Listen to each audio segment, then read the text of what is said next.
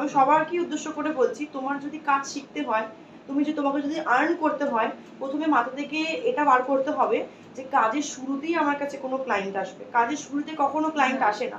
কেন আসে না? তার কারণ হচ্ছে যে তুমি যে কাজ করছো, তুমি যে কাজ করো, তুমি যে নেল আর্টিস্ট, সেটা জানবে কি করে?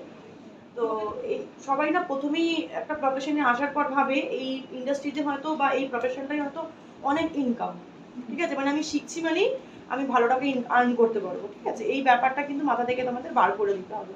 কেন বার করে দিতে হবে?